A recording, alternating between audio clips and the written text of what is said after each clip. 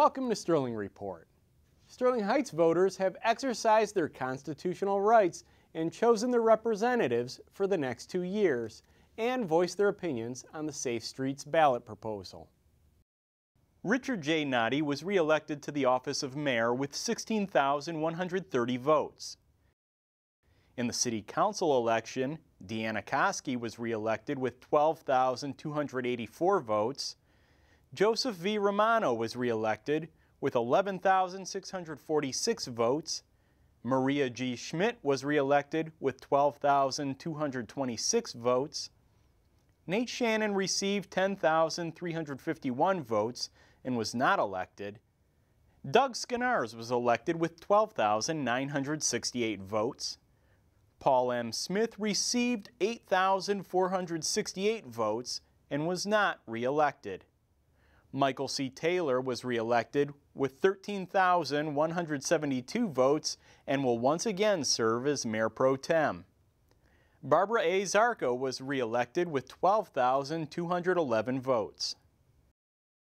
City residents passed the Safe Streets millage for police and fire protection and local street improvements by a margin of 57.39%, with 12,121 yes votes and 8,998 no votes. Macomb County officials hosted a preview of the new county-wide communications center. The new Macomb County Operations and Communications Center is under construction at the current Department of Roads building. Once completed, the 25,000 square foot center will house 70 current staff and allow for future growth as well. County Executive Mark Hackle provided insight on what the new communications center will entail once it's fully open and operational in mid-December. What we are doing is that people know that in December we're going to have this fully operational integrated communications and data center here in Macomb County. The whole premise about this is the new IT technology-driven center that's going to incorporate Department of Roads, Emergency Management, Police and Fire, Emergency Dispatch, as well as our new IT system that we've got here in Macomb County. So all the pieces are in place and we're coming to the realization it's going to be on time and under budget.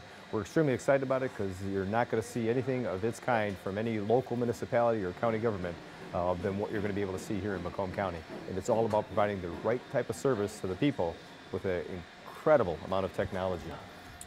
Members of the press and local media outlets were provided a tour of the construction project to gain a better understanding of the technologically advanced communications center. Hackle explained some of the advanced capabilities that will be in place once the center is operational. Well, my background and my experience in law enforcement, in particular dealing with dispatch centers, I come to the realization that many of us have a lot of silos. And in county government, we had a separate dispatch or communication center for our roads, for emergency management, for our IT systems director was located someplace else, and the Sheriff's Department had their own. We had to consolidate the efforts of many of those within just county government, and we did. But we're building this with the capabilities of expanding beyond just Macomb County government and taking on other municipalities. In fact, Clinton Township, one of the largest townships in the county, as well as the city of Sterling Heights, one of the largest cities, have already contracted to be a part of this communication system here in Macomb County. And again, once we're up and running, they're going to be part of this. And I venture a guess you're going to see many other municipalities wanting to be part of this system. So now we're consolidating not just county government, but local government as well, and saving taxpayers money, but providing much better service when it comes to dispatching police and fire, as well as our road system.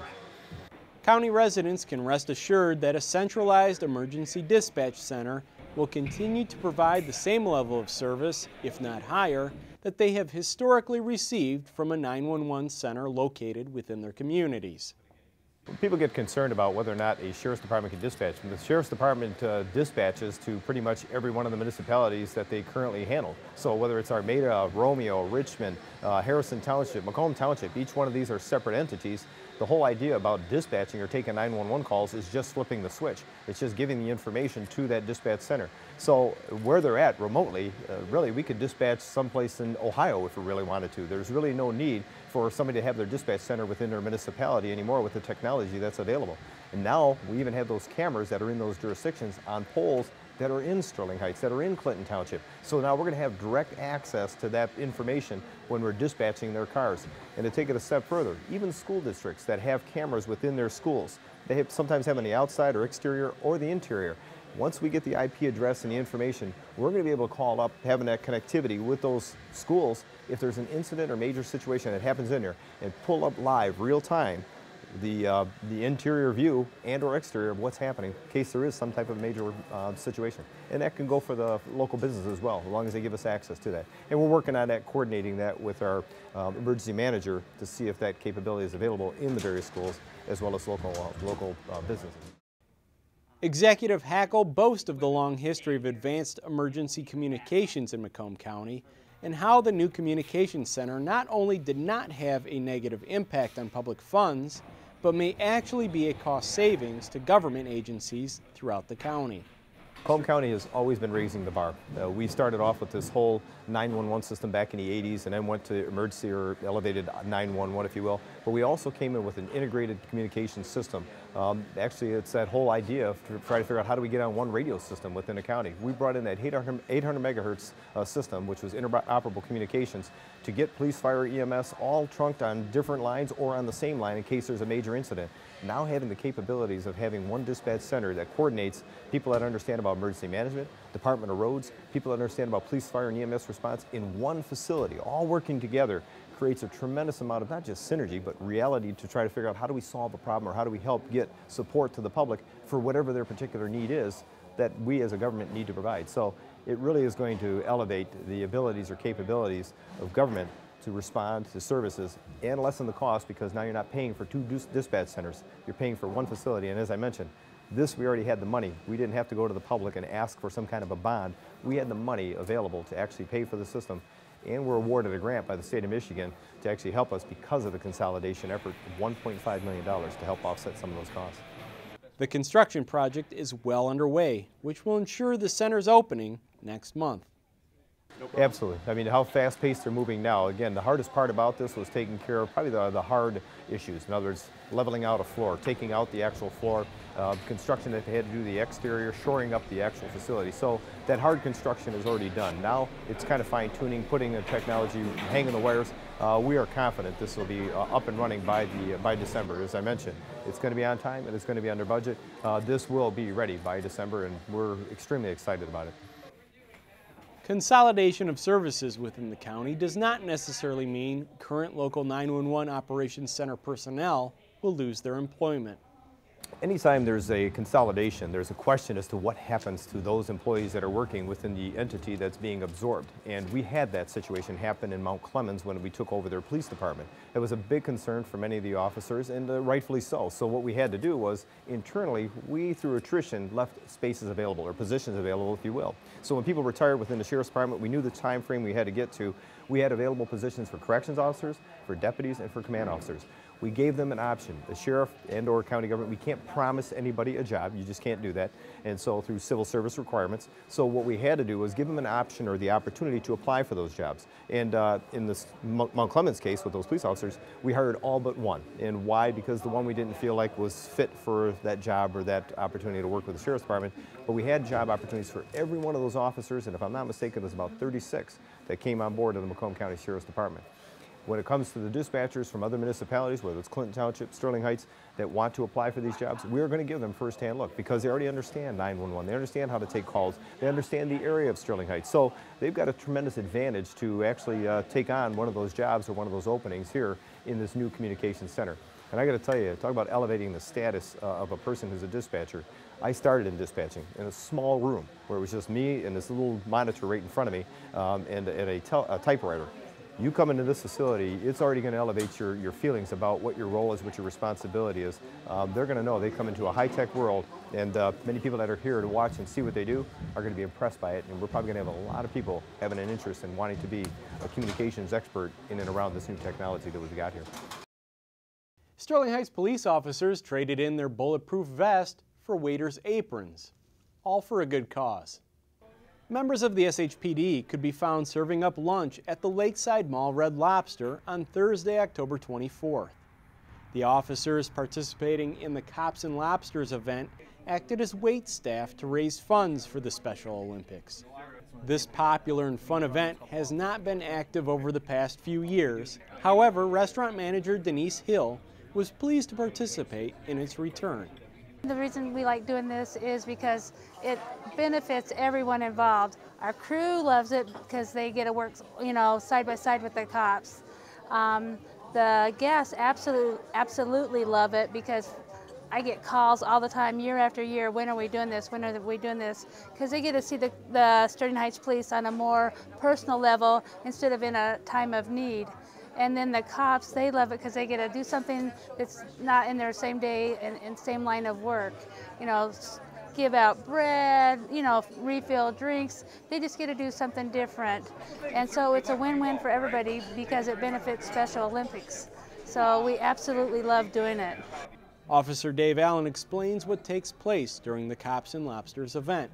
The purpose is to raise funds and awareness for Special Olympics. So what police officers do from the city of Sterling Heights, and we have a few coming from Grosse Pointe City, is they go to the table, they wait on the table if possible, bring them breads, drinks, just depends on their comfort level, maybe the meal if they are comfortable with that. And then we ask for a donation towards Special Olympics, the Law Enforcement Torch Run, because we participate, the departments also participated in the Law Enforcement Torch Run for probably about the last 15 years also. Cops and Lobsters helps the police officers' efforts to raise funds for the Special Olympics through their torch run. But the last 15 years, we have coordinated what's called the Fraternal Order of Police Team. And again, it's geared towards Copper Harbor and the Law Enforcement Torch Run. We get together every year in September. We go up to Copper Harbor in the Upper Peninsula. And on a Monday afternoon, we start running all the way back down to Sterling Heights. It's about a 750-mile leg with the Michigan State Police team and the Michigan Corrections Officers team. A large portion of funds raised through these efforts are utilized right here in Macomb County. Officer Allen explains what it means to him and his fellow officers to be part of Cops and Lobsters. It's pretty cool. I mean, it's one of the coolest things that I've been involved with. That's why I've been doing it for the last several years. I have relatives and family members that have been involved with Special Olympics. So I saw it from a very early age, and then the law enforcement aspect of things, they invite us out to winter games and summer games to give the athletes medals and to see how much they appreciate us and the smiles on their face when they win and how much passion they have for this stuff makes all this stuff worth it. People from around the community spruced up area properties as part of the Fall Pride and Shine Day on November 2nd. Robert Surgat has the story. Cold, wet, rainy weather greeted 40 volunteers as they worked on 16 homes in Sterling Heights. The volunteers represented Iona, WOW, Fort Community Angels, and First Church of Sterling Heights. The Fall Pride and Shine Day gives volunteers a chance to go to homes and improve on the landscaping maintenance. Many of these property owners can no longer take care of their property, but would like to. Oh, they have done a beautiful job, haven't they? Such a beautiful job. I haven't been able to tend the backyard in several years, and so I appreciate all they have done. There's no way I could have done it. There's no way in the world I could have cleaned this mess up. We want to help the seniors and those that are shut in and that can't help themselves, so we're out here to do some yard work for them or whatever else we could do to be a help to them. Keep coming back because it's good to give back to the community, the city. It's almost like I feel like it's my responsibility to do so because I'm young and helping someone out who is old and can't really do it that well. So. The Sterling Heights Shine program organizes 2 cleanup days a year, one in the spring and one in the autumn. The goal is to improve these neighborhoods by cleaning up homes in the area, thus improving property values and improving residential life in Sterling Heights. For the Sterling Report, I'm Robert Surgat. The Walmart at 14 Mile and Van Dyke recently celebrated its re-grand opening and used the event as an opportunity to give back to community organizations. Walmart originally moved to the Sterling Heights location from Warren in 2007 when it occupied the previously vacant Super Kmart store. After assuming the new space, Walmart renovated the store into a super center. To keep progressing forward, the store was remodeled once again over the past few months and celebrated its re-grand opening on Friday, October 25th. According to store manager Rob Aquilina, the remodeling centered around listening to client requests when making changes and updates to the store, plus bringing back some old favorites to satisfy their customers. As our customers come in, they'll notice a lot of their requests over the past few years have been granted. One of the biggest complaints we had from our customers over the past few years was that Walmart no longer carried fabric. Well, as of this morning, fabric is back in our stores because we've had so many customers that were disappointed on us no longer carrying that item that we decided to bring it back to take care of that customer clientele. We also have 8 self-checkouts that were recently installed. That's our commitment to our customers to reduce the wait in line for our customers to have to pay for their merchandise at the front of the store. Some areas we have some longer aisles and taller counters to improve the assortment of merchandise that we carry within our location. And we also have spent quite a bit of money in investing in the local economy, such as our produce department, where we have committed to purchasing product that has been locally grown in the state of Michigan. Part of the day's events included the presentation of checks to area charitable organizations to help with area families in need. With the holidays right around the corner, we know the economy is struggling, and we also know there's a lot of families out there that might not be able to afford to put meals on the table for their kids for Thanksgiving dinner as well as for the Christmas season. There may be kids out there that might not be able to get any presents because of the financial situation they're in. We have a lot of organizations right here in Sterling Heights that help support those families, and as a company, Walmart wants to help support those organizations to make sure that every family can celebrate Thanksgiving as well as Christmas. One of the organizations benefiting from Walmart's generosity was the Sterling Heights Community Foundation. Michelle Murphy, Foundation Executive Director, relies upon local businesses and corporations to help the foundation meet their goals of continuing to make Sterling Heights a great community. We're really excited because we are building new partnerships, and Walmart is just one of the latest to join us in our mission, and we welcome businesses like Walmart, so we're very appreciative of their attention and time and their donation. Also receiving a donation was Dan Leckie of St. Matthias, St. Vincent de Paul, who explains how the funds will be used. We got 65 families we're feeding for the Christmas thing, and they're going to help us with hams, and it's a $500 donation for canned goods and things like that we're going to purchase. We have a lot more families asking for food, and there's a lot more people out there that need food, and we help with other things too at St. Vincent de Paul, like utility bills and furniture and stuff for the people. And it's quite rewarding to help people. Mayor Noddy was on hand for the re-grand opening and stated how he appreciates Walmart being a good corporate neighbor for the community.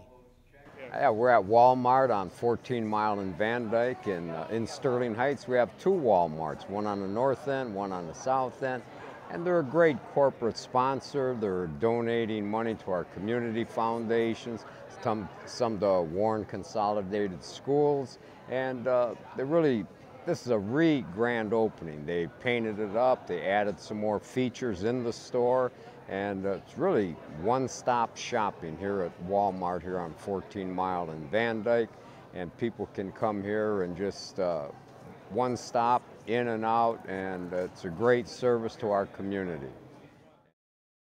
Another business in the 14 and Van Dyke area also celebrated a milestone achievement. Howard's Fine Jewelers held a 65th anniversary celebration on Thursday, October 25th. Howard's co-owner, Saku Gazarian, is happy to be a part of the Sterling Heights community for over 25 years and explains how his store has transitioned from discount to fine jewelry. We are actually becoming more of a fine jewelry store. We used to be Howard's Discount Fine Jewelry. Now we are going to be more of an upscale fine jewelry store, and hoping to serve, as I said, many more years in our community. Gazarian shares what all his store has to offer. We offer full service jewelry, repairs, watches, diamonds, engagement rings, you name it in a jewelry store, we have it, Some brand names, which will be Camellia, well, some watches, Citizen watches, and Bulova watches, ESQ watches. Maya J is new jewelry, design jewelry we have, and big selection of engagement rings we carry in our showcase. Yes, we do loose stones, loose diamonds, and big inventory on the color stones and everything else. Part of Howard's Fine Jewelry's 65th anniversary party included a silent auction benefiting Shades of Pink, in which all funds raised during the event will be used to assist women battling breast cancer in the Sterling Heights area. And that wraps up this edition of Sterling Report. Until next time, take care.